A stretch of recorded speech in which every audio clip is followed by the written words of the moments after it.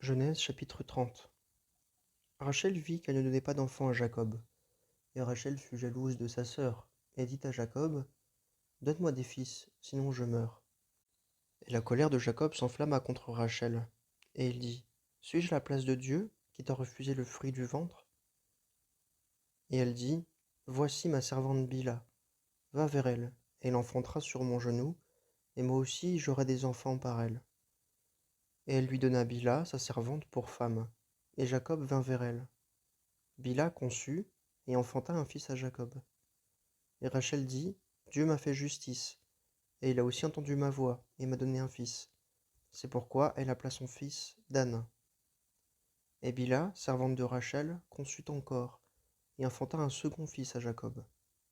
Et Rachel dit, j'ai soutenu des luttes de Dieu avec ma sœur, aussi je l'ai emporté. Et elle appela son nom Nephtali. Et Léa vit qu'elle avait cessé d'enfanter, et elle prit Zilpa, sa servante, et la donna pour femme à Jacob. Et Zilpa, servante de Léa, enfanta un fils à Jacob. Et Léa dit, la bonne fortune vient, et elle appela son nom Gad. Et Zilpa, servante de Léa, enfanta un second fils à Jacob. Et Léa dit, pour mon bonheur, car les filles me diront bienheureuse. Et elle appela son nom Aser. Et Ruben sortit au jour de la moisson du froment, et il trouva des mandragores dans les champs, et les apporta à Léa, sa mère. Et Rachel dit à Léa, donne-moi, je te prie, des mandragores de ton fils. Et elle lui dit, est-ce peu de choses que tu m'aies pris mon mari, et tu prends aussi les mandragores de mon fils? Et Rachel dit, eh bien, il couchera avec toi cette nuit, pour les mandragores de ton fils. Et Jacob vint des champs sur le soir, et Léa sortit à sa rencontre et dit, c'est vers moi que tu viendras, car je t'ai loué pour les mandragores de mon fils. Et il coucha avec elle cette nuit-là. Et Dieu entendit Léa, et elle conçut, et enfanta à Jacob un cinquième fils. Et Léa dit, Dieu m'a donné mon salaire, parce que j'ai donné ma servante à mon mari. Et elle appela son nom Issacar. Et Léa conçut encore, et enfanta à Jacob un sixième fils. Et Léa dit, Dieu m'a fait un beau don. Cette fois mon mari habitera avec moi, car je lui ai enfanté 6 fils. Et elle appela son nom Zabulon. Et après, elle enfanta une fille, et appela son nom Dina. Et Dieu se souvint de Rachel, et Dieu l'écouta et ouvrit sa matrice. Et elle conçut, et enfanta un fils, et dit, Dieu a ôté mon opprobre. Et elle appela son nom Joseph, en disant, que l'Éternel m'ajoute un autre fils. Et il arriva, quand Rachel eut enfanté Joseph, que Jacob dit à Laban, renvoie-moi, et j'irai dans mon lieu et dans mon pays. Donne-moi mes femmes pour lesquelles je t'ai servi, et mes enfants, et je m'en irai, car tu sais quel a été le service que je t'ai rendu. Et Laban lui dit, écoute, si au moins j'ai trouvé grâce à tes yeux, j'ai aperçu que l'Éternel m'a béni à cause de toi. Et il dit, fixe-moi ton salaire, et je te le donnerai. Et elle lui dit, tu sais comment je t'ai servi, et ce qu'est devenu ton troupeau avec moi. Car ce que tu avais avant moi était peu de choses, et c'est accru et est devenu une multitude. Et l'Éternel t'a béni depuis que je suis venu. Et maintenant, quand travaillerai-je, moi aussi, pour ma maison? Et Laban dit, que te donnerai-je? Et Jacob dit, tu ne me donneras rien. Si tu veux faire ceci pour moi, je paîtrai encore ton bétail et je le garderai. Je passerai aujourd'hui par tout ton bétail, j'en ôterai toute bête marquetée et tachetée, et tous les agneaux foncés, et ce qui est tacheté et marqueté par les chèvres, et ce sera là mon salaire. Et ma justice répondra pour moi désormais, quand elle viendra devant moi pour mon salaire, tout ce qui ne sera pas marqueté et tacheté parmi les chèvres, et foncé parmi les agneaux, auprès de moi, sera tenu pour volé. Et Laban dit, voici, qu'il en soit selon ta parole. Et il ôta ce jour-là les boucs rayés et tachetés, et toutes les chèvres marquetées et tachetées, toutes celles qui avaient du blanc et tout ce qui était foncé parmi les agneaux, il les remit entre les mains de ses fils. Et il mit 3 journées de chemin entre lui et Jacob. Et Jacob paissait le reste du bétail de Laban. Et Jacob prit des branches fraîches de peuplier, blanc, de coudrier et d'érable, et y pela des raies blanches, mettant à nu le blanc qui était aux branches. Et il plaça des branches qu'il avait pelées devant le bétail dans les auges, dans les abreuvoirs où le bétail venait boire, et le bétail entrait en chaleur lorsqu'il venait boire. Le bétail entrait en chaleur devant les branches, et il faisait des petits rayés, marquetés et tachetés. Et Jacob sépara les agneaux, et tourna la face du troupeau vers ce qui était rayé et tout ce qui était foncé dans le bétail de Laban, et il mit ses troupeaux à part, et ne les mit pas auprès du bétail de Laban. Et il arriva que toutes les fois que les bêtes vigoureuses entraient en chaleur, Jacob mettait les branches dans les auges devant les yeux du bétail, afin qu'elles entrassent en chaleur en face des branches.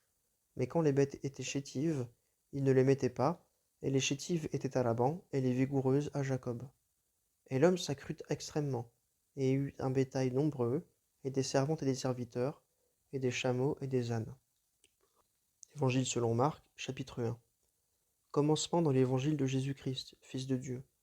Comme il est écrit dans Ésaïe le prophète, Voici, moi, j'envoie mon messager devant ta face, lequel préparera ton chemin.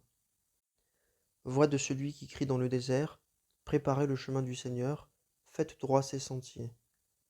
Jean vint, baptisant dans le désert, et prêchant le baptême de repentance en rémission des péchés.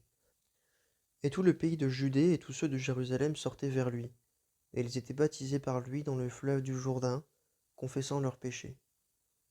Or Jean était vêtu de poils de chameau et d'une ceinture de cuir autour des reins, et il mangeait des sauterelles et du miel sauvage.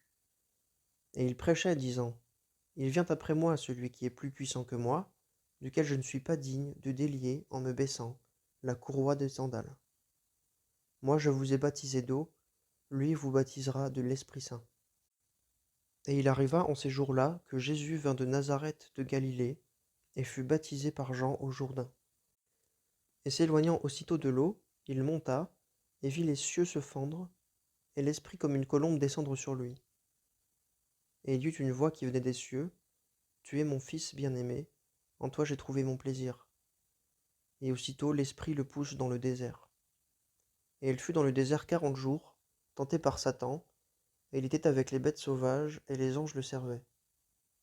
Mais après que Jean eut été livré, Jésus vint en Galilée, prêchant l'évangile du royaume de Dieu, et disant, Le temps est accompli, et le royaume de Dieu s'est approché, repentez-vous et croyez à l'évangile.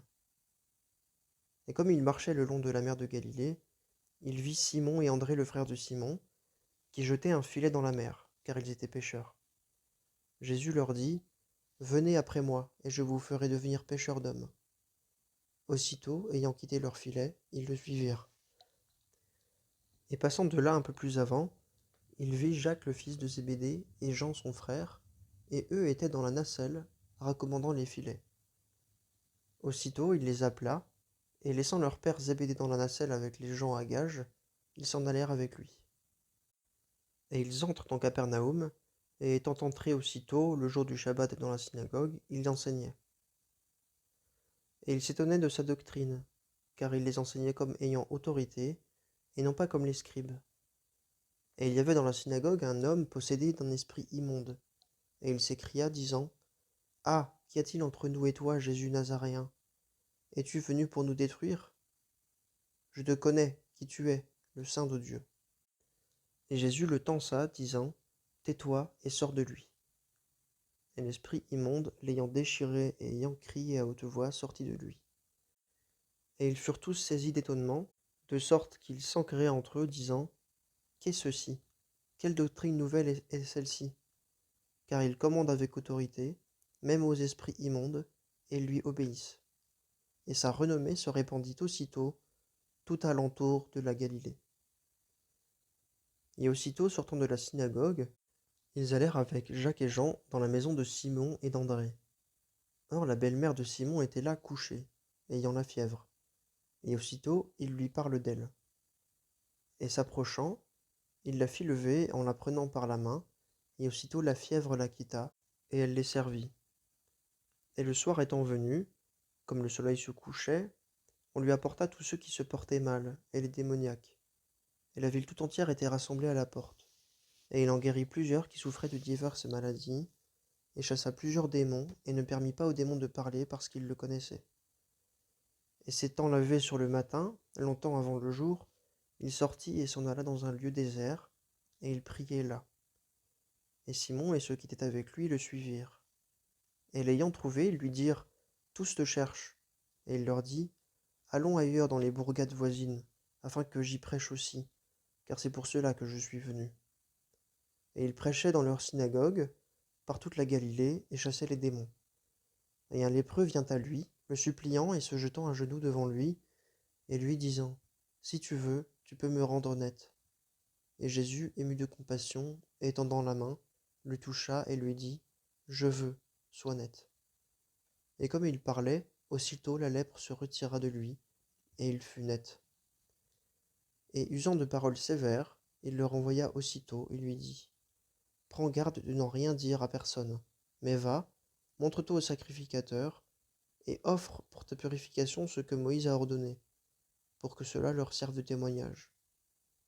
Mais lui, étant sorti, commença à beaucoup publier et à divulguer ce qui était arrivé, de sorte que Jésus ne pouvait plus entrer ouvertement dans la ville, mais il se tenait dehors dans les lieux déserts, et on venait à lui de toutes parts. Esther chapitre 6. Cette nuit-là, le sommeil fuyait le roi, et il ordonna d'apporter le livre d'annales des chroniques, et on les lut devant le roi. Et on a trouva écrit que Mardochée avait fait connaître à l'égard de Bigtan et de Téresh, les deux eunuques du roi, gardiens du seuil, qu'ils avaient cherché à porter la main sur le roi Assuérus. Et le roi dit, quel honneur et quelle distinction a-t-on conféré à Mardochée à cause de cela? Et les serviteurs du roi qui le servaient dirent, on n'a rien fait pour lui. Et le roi dit, qui est dans la cour? Or, Aman était venu dans la cour extérieure de la maison du roi, pour dire au roi de faire pendre Mardochée au bois qu'il avait dressé pour lui. Et les serviteurs du roi lui dirent, voici Aman, qui se tient dans la cour. Et le roi dit, qu'il entre. Et le roi entra, et le roi dit, que faut-il faire à l'homme que le roi se plaît à honorer? Et Aman pensa dans son cœur, à quel autre qu'à moi plairait-il au roi de faire honneur? Et Aman dit au roi, quant à l'homme que le roi se plaît à honorer, qu'on apporte le vêtement royal dont le roi se revêt, et le cheval que le roi monte, et sur la tête duquel on met la couronne royale, et que le vêtement et le cheval soient remis aux mains d'un des princes du roi les plus illustres, et qu'on revête l'homme que le roi se plaît à honorer, et qu'on le promène par les rues de la ville, monté sur le cheval, et qu'on crie devant lui, c'est ainsi qu'on fait à l'homme que le roi se plaît à honorer. Et le roi dit à Aman, hâte-toi, prends le vêtement et le cheval comme tu l'as dit, et fais ainsi à Mardochée, le juif, qui est assis à la porte du roi. N'omets rien de tout ce que tu as dit. Et Aman prit le vêtement et le cheval, et revêtit Mardochée, et le promena à cheval par les rues de la ville, et il criait devant lui, c'est ainsi qu'on fait à l'homme que le roi se plaît à honorer. Et Mardochée revint à la porte du roi, et Aman se rendit en hâte à sa maison, triste et la tête couverte. Et Aman raconta à Zeresh sa femme, et à tous ses amis tout ce qui lui était arrivé. Et ses sages et Zeresh sa femme lui dirent, si Mardochée devant lequel tu as commencé de tomber est de la race des Juifs, tu ne l'emporteras pas sur lui, mais tu tomberas certainement devant lui. Comme il parlait encore avec lui, les eunuques du roi s'approchèrent, et se hâtèrent de conduire Aman au festin qu'Esther avait préparé. Romains chapitre 1. Paul, esclave de Jésus-Christ, apôtre appelé, mis à part pour l'évangile de Dieu, lequel il avait auparavant promis par ses prophètes dans de saintes écritures, touchant son fils né de la semence de David, selon la chair, déterminé fils de Dieu, en puissance, selon l'esprit de sainteté, par la résurrection des morts, Jésus-Christ notre Seigneur, par lequel nous avons reçu grâce et apostolat, pour l'obéissance de la foi parmi toutes les nations, pour son nom, parmi lesquels vous aussi vous êtes des appelés de Jésus-Christ. À tous les bien-aimés de Dieu qui sont à Rome, saints appelés, grâce et paix à vous, de la part de Dieu notre Père et du Seigneur Jésus-Christ. Premièrement, je rends grâce à mon Dieu, par Jésus-Christ, pour vous tous, de ce que votre foi est publiée dans le monde entier. Car Dieu, que je sers dans mon esprit dans l'évangile de son Fils, m'est témoin que sans cesse je fais mention de vous, demandant toujours dans mes prières, si en quelque manière, maintenant une fois, il me sera accordé par la volonté de Dieu d'aller vers vous. Car je désire ardemment de vous voir, afin de vous faire part de quelques dons de grâce spirituelle, pour que vous soyez affermis, c'est-à-dire pour que nous soyons consolés ensemble au milieu de vous, vous et moi, chacun par la foi qui est dans l'autre. Or je ne veux pas que vous ignoriez, frères, que je me suis souvent proposé d'aller vers vous, et que j'en ai été empêché jusqu'à présent, afin de recueillir quelques fruits parmi vous, comme parmi les autres nations. Je suis débiteur et envers les Grecs et envers les barbares, et envers les sages et envers les inintelligents. Ainsi, pour autant qu'il dépend de moi, je suis tout prêt à vous annoncer l'Évangile, à vous aussi qui êtes à Rome. Car je n'ai pas honte de l'Évangile. Il est la puissance de Dieu en salut à quiconque croit, et aux Juifs premièrement, et aux Grecs. Car la justice de Dieu y est révélée, sur le principe de la foi pour la foi, selon qu'il est écrit, Or, le juste vivra de foi. Car la colère de Dieu est révélée du ciel contre toute impiété et toute iniquité des hommes qui possèdent la vérité tout en vivant dans l'iniquité.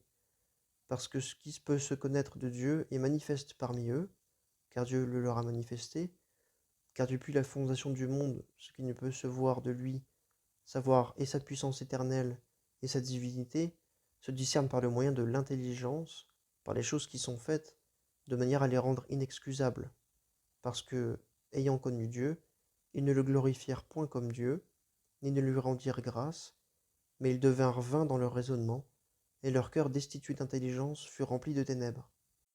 Se disant sages, ils sont devenus fous, et ils ont changé la gloire du Dieu incorruptible en la ressemblance de l'image d'un homme corruptible, et d'oiseaux, et de quadrupèdes, et de reptiles. C'est pourquoi Dieu les a aussi livrés, dans les convoitises de leur cœur, à l'impureté, en sorte que leur corps soit déshonoré entre eux-mêmes, eux qui ont changé la vérité de Dieu en mensonge, et ont honoré et servi la créature plutôt que celui qui l'a créée, qui est béni éternellement. Amen. C'est pourquoi Dieu les a livrés à des passions infâmes, car leurs femmes ont changé l'usage naturel en celui qui est contre nature, et les hommes aussi pareillement, en laissant l'usage naturel de la femme, se sont embrasés dans leur convoitise l'un envers l'autre, commettant l'infamie, mal avec mal, et recevant en eux-mêmes la dure récompense de leur égarement. Et ils n'ont pas eu de sens moral pour regarder la connaissance de Dieu.